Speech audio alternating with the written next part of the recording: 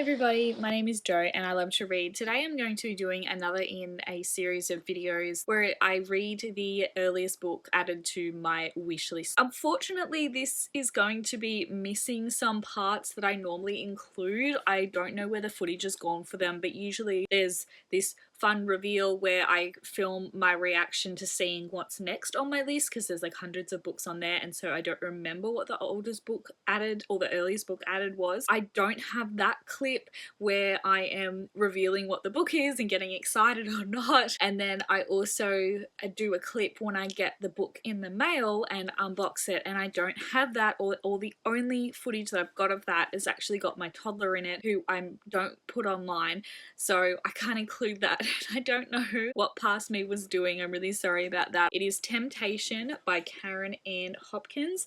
This is a YA romance and it's between an Amish boy and an English girl. This was recommended to me by my cousin a million years ago, and it's something that's always just stuck with me. I've really wanted to read the romance, and I also love the cover. It's absolutely gorgeous. It has taken me a really long time though to come back to this video project, because I have been a little bit anxious about reading this book. Because it's YA, I'm a little bit worried that I'm not going to enjoy it. I have started this book now and I'm only up to like chapter 2 or something like that. I'm going to read out a quote to you guys that made me feel like, oh, I'm actually going to enjoy this book. The couple meets because Rose's family moves to the farm next to the Amish one where Noah lives with his family. Rose's family is moved there because their mother has died of cancer a few months ago, and they've basically just come for a fresh start. Their dad's a doctor at the local ER. This particular quote that I'm reading you guys is Rose talking about her mum. "It was strange how in that moment of tragedy it had seemed so unreal. Like an old-fashioned movie reel playing on a screen for my eyes only. The pain and broken heart were blocked off for a little while, leaving me numb with disbelief. Shock is what Dad called it.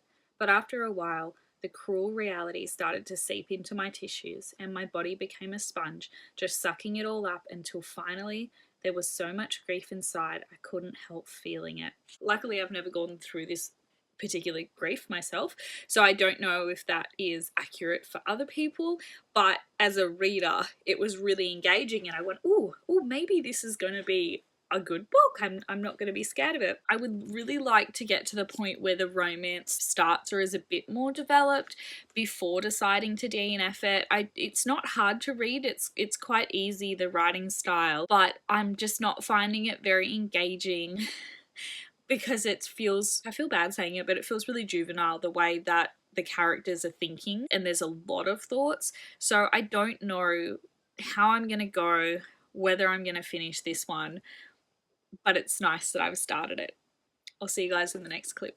Hey guys, the angle is slightly better aside from children's basketball goal. I found my tripod. Miles likes to play with it, so sometimes it's in random places of the house, but I found it tonight, which is super nice. I am up to page 73 on my Kindle, 22%. I'm actually having a lot better of a time with this now. I actually love on Kindle how it shows you highlights. I think that's really cool. I'm enjoying it a lot more now for a couple of reasons. So I think I've adjusted to the tone a bit more. I feel a bit bad for calling it juvenile, and as I was reading it after that last update, I was really trying to work out how I can articulate better what I mean by that, what exactly it is that I'm not finding as enjoyable, but I'm now finding it a lot more enjoyable. So I think I have adjusted to the tone. I think some things I was finding not believable with the way that the Amish community was being described, but I think it's simply that I don't know whether this is a trustworthy resource or not. One of the things was that apparently they don't listen to music in this community, and I had a bit of a Google to see if that is true or not, and it is to some extent, but they also play their own music. If it has a religious focus, then they'll listen to it, so it's not just like a blanket no music. That's what they say in the book. So I'm just a bit skeptical on what's correct and what's not. I would love to read some Amish romances written from an adult's perspective to see if there's differences, and I'm sure there's probably differences between different Amish communities in the real world, so possibly it's a bit of a grey area, but I was just finding that a bit not believable, and that was hard to read. But yeah, I've definitely sunk into the writing style and the tone. The next thing that piqued my interest is this relationship actually reminds me a bit of a past one that I have. So it's kind of a bit personal, and I find embarrassing for myself to talk about, but I'm trying to have grace because I was only a teenager. But when I was 15 and a little bit in, once I turned 16, I actually had a bit of a situationship with someone that was 7 years older than me, so they were 23. And I'm kind to myself because I was the teenager, I was the younger person.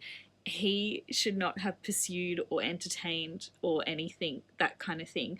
At the time, I thought it was really exciting, and I was very pleased with myself for interest, gaining the interest of an older man. But with wisdom and age and being that age, I absolutely judge him, and I feel bad for our parents because both of our parents were just like, no, what are you guys doing? This is not okay. And I didn't want to listen, and blah blah blah, all that kind of stuff. So I find it a bit embarrassing, but it is reminding me a little bit of that. I believe she's 15 or just 16, so very similar ages. He's 18, so he's a bit younger, which is like a bit better. He's still an adult and she is not. It's the whole forbidden aspect of we're not supposed to be seen together, we're not supposed to be together. And also Rose has now questioned a lot of what is the point, what future can we have, even though obviously she's only 15 and most people don't end up with the person that they've stayed with when they're 15. Meanwhile, you know, me, I met Daniel when I was 16 and we're still together, but that is not the norm. She is potentially just in this to have fun, and she sort of said that herself, that she's just having a fun time. But it's just interesting that she's already saying, I don't know what future we're going to have. And that was really similar to me with this older guy, because he was very much starting his life as an adult, or continuing his life as an adult, as a 23-year-old. And I had years of school left and years before I could go out and all those kinds of things that I knew about at that age. But it was like love will conquer all. Not that we ever said that we were in love, but just, you know, when you like someone and you just want to be with them. Just really interesting, the parallels, making the book a bit more personal, which is making me enjoy it a bit more. And then the other thing is that the stakes have been established beyond just it's frowned upon that they shouldn't be together. Noah has now said in an internal monologue, he hasn't said this to Rose, but he has said that if they find out, if they get caught, then he'll actually be sent away to this re-education centre somewhere else, and he won't actually be allowed to leave there until they're satisfied that he is totally re-educated. So that's added some stakes for him. I'm going to go now because this is a super long clip. I'm hoping that I'm going to keep reading it. I'm really intrigued. Okay, sorry, another thing as well I forgot to mention. I'm really intrigued to see how they end the romance, with possibly a happily ever after or possibly not. I don't know,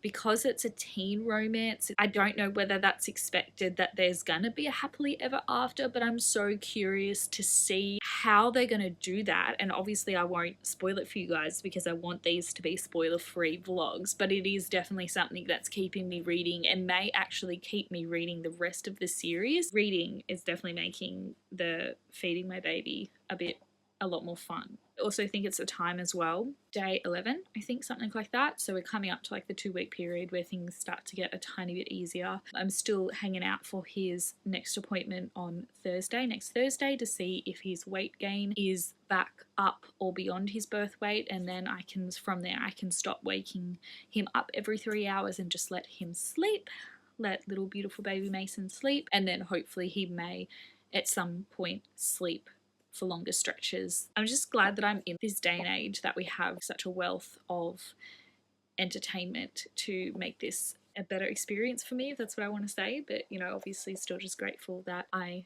have been able to have babies.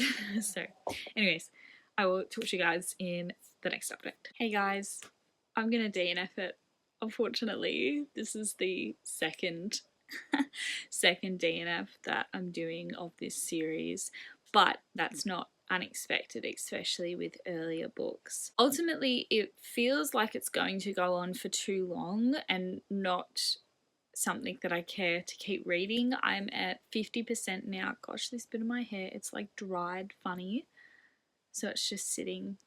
My hair is not brushed, but it's just sitting really funny. The majority of the book is thoughts and angsty thoughts about each other. There is not a real lot of plot. I also don't really like Noah's character, and I find Rose a bit bland.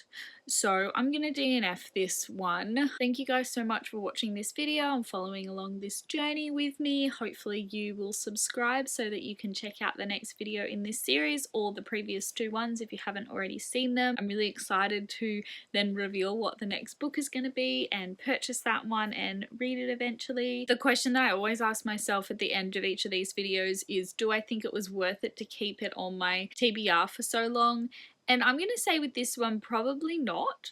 It is good to have read it, especially if that it was something that my cousin recommended to me years ago. I have a feeling if I had read it when she first recommended it to me, or even when I was a teen, then I possibly would have really enjoyed it. Did I learn anything about the Amish community? Possibly, but I'm a bit skeptical on what has been put into it. I've Googled a couple of things that were put into the book and I couldn't really find anything to corroborate, like any websites of just like the first page of Google searches to corroborate what was included, all the super harsh things in it that kind of raise the stakes. Maybe these things I just can't find them online. Thank you guys so much for watching this video. Don't forget to like if you like this one, leave a comment if you would like to, and subscribe, and I'll see you guys again in my next video and hopefully in the next installment in this series. Bye! And the next book is, yep, that's what I thought. It is Truth Witch by Susan Dennard, which is the first in the Witchland series.